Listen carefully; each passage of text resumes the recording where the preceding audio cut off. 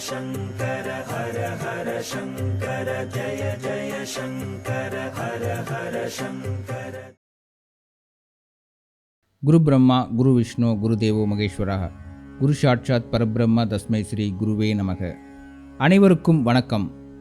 பக்தி மற்றும் இறை சிந்தனைகளை தொடர்ந்து வழங்கி வரும் டெம்பிள் தர்ஷன் யூடியூப் சேனலுக்கு உங்களை வரவேற்பதில் பெருமகிழ்ச்சி கொள்கிறோம்.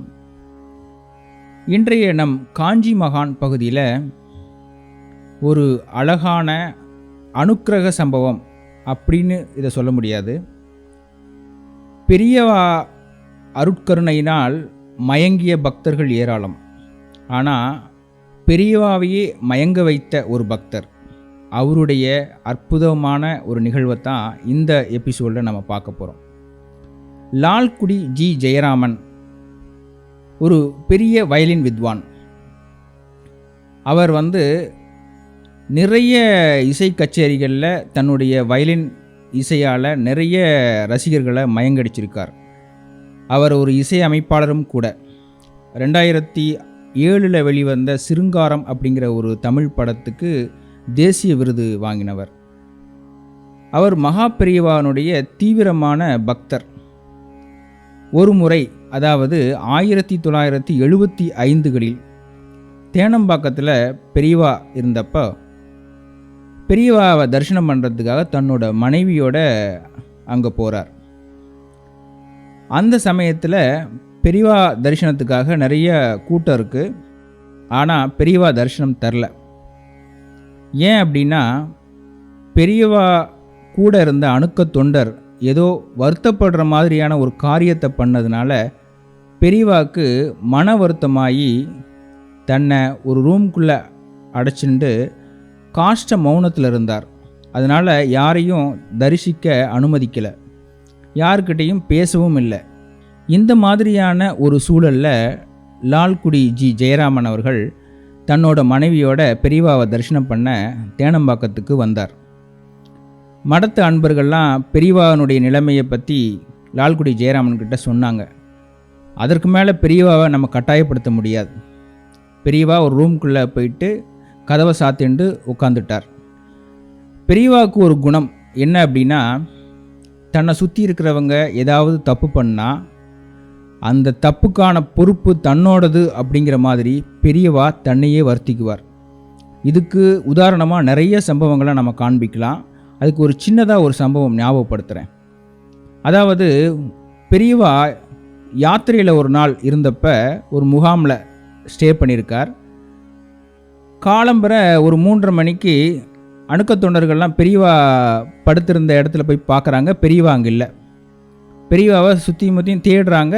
பெரியவா எங்கேயுமே காணோம். அப்புறம் கடைசியில் ஒரு முட்புதரில் பெரியவா படுத்திருக்கார். முள்ளெல்லாம் உடம்பை கிழிச்சு ரத்தம் வருது. அந்த மாதிரி ஒரு நிலைமையில் பெரியவா முட்புதரில் படுத்து கிடக்கிறார். எல்லாருக்கும் பயங்கரமான அதிர்ச்சி.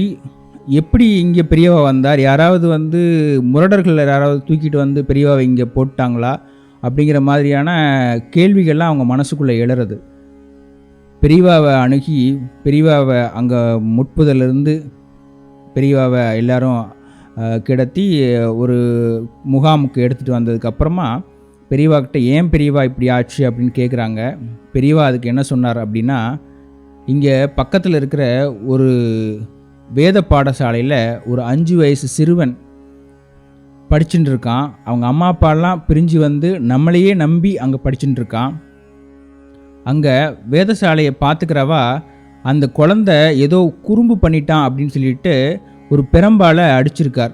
அவன் நைட்டெல்லாம் சாப்பிடாம அழுதுண்டே படுத்திருக்கான்.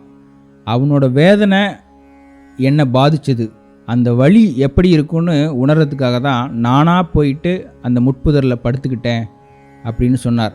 அதுக்கப்புறமா அந்த வேத பாடசாலையில் இருக்கிற அந்த வேத பாடசாலையை பார்த்துக்கிற அவருக்கு புத்திமதி சொல்லி எல்லா குழந்தைகள்கிட்டையும் அன்பாக இருக்க கற்றுக் கொடுத்தாங்க. இந்த மாதிரி பெரியவா மற்றவங்க பண்ணுற தப்பை தன்னோட பொறுப்பில் எடுத்துக்கிட்டு தான் வருத்தப்படுத்திக்குவார். அப்படித்தான் இந்த முறையும் பெரியவா யாரோ அணுக்க தொண்டர் பண்ண தவறுக்காக தன்னை வருத்திக்க ஒரு ரூம்குள்ளே தன்னை அடைச்சிண்டு காஷ்ட மௌனத்தில் இருந்தார். இந்த டைமில் லால்குடி ஜெயராமன் தன்னோட மனைவியோட தரிசிக்க வந்தார். ஆனால் பெரியவா இருக்கிற நிலைமையை பார்த்துண்டு அவர் கிளம்பி போகிற நினச்சார். ஆனால் ஏதோ தோணி நாம் ஏன் பெரியவாவை சாந்தப்படுத்துகிற மாதிரி பாடக்கூடாது, வயலின் வாசிக்கக்கூடாது அப்படின்னு சொல்லி அவர் அங்கேயே அமர்ந்தார்.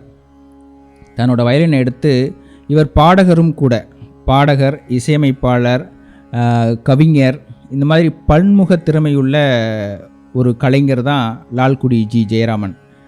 அவர் அங்கே பெரியவாவுக்கு பிடித்தமான ஒரு ராகம் இருக்குது, அதாவது சாம ராகம் அப்படின்னு சொல்லிட்டு பெரியவாவுக்கு பிடித்த ராகம், அதில் ஒரு பாடலை தொடங்கி பாடுறார். பாடிண்டே வயலின் வாசிக்கிறார்.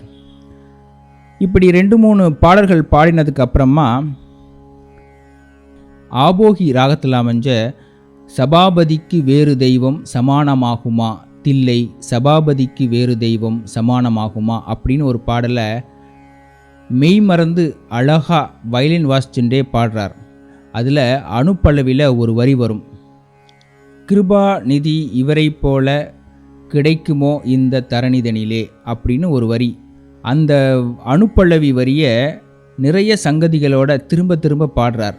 அப்போது அந்த அறை கதவு, அதாவது அறையிலுடைய ஜன்னல் கதவு லேசாக திறக்குது. பெரியவா உள்ளேருந்து அப்படியே பார்க்குறார். அந்த பாடலை மெய்மறந்து அந்த ஜன்னல் ஓரமாக நின்று கேட்குறார். லால்குடி ஜி ஜெயராமன் மெய்மறந்து அதை பாடின்னு இருக்கார். பாடல் முடிஞ்சதுக்கப்புறம் பெரியவா அறை கதவை திறந்து வெளியே வரார். வெளியே 2 கைகளையும் உயர்த்தி ஆசீர்வாதம் பண்ணிகிட்டே வெளியே வரார். எல்லாருக்கும் அப்படியே ஆச்சரியமாக இருந்தது. அவ்வளவு வருத்தப்பட்டு உள்ளே போன பெரியவா எவ்வளவு இன்முகத்தோடு வெளியே வரார். அதுக்கு காரணம் லால்குடி ஜி ஜெயராமனுடைய இசைதான் அப்படிங்கிறத எல்லோரும் புரிஞ்சு சங்கரா சங்கரான்னு கோஷம் போடுறா. பெரியவா லால்குடி ஜெயராமன் அருகில் வராரு. அவரும் அவர் மனைவியும் பெரியவாவை சாஷ்டாங்கமாக விழுந்து நமஸ்காரம் பண்ணுறாங்க. மகா பெரியவா நிறைய அருட்கடாட்சங்கள், நிறைய அற்புதங்களை பக்தர்களுக்கு பண்ணியிருக்கார். மகா பெரியவாவை இந்த மாதிரி ஒரு சூழலில் மனசாந்தி பண்ணுறதுல இந்த இசைக்கலைஞர் மிகவும் கொடுத்து வைத்தவர். இந்த மாதிரி அழகான அற்புதமான மகா பெரியவாளுடைய அனுக்கிரக சம்பவங்களை நீங்கள் தொடர்ந்து பார்க்கணுன்னா கீழே டிஸ்கிரிப்ஷன் பாக்ஸில் இருக்கிற லிங்கை கிளிக் பண்ணி பார்க்கலாம். டெம்பிள் தர்ஷன் யூடியூப் சேனலுடன் பக்தி மற்றும் இறை சிந்தனைக்காக தொடர்ந்து இணைந்திருங்கள். நன்றி, வணக்கம்.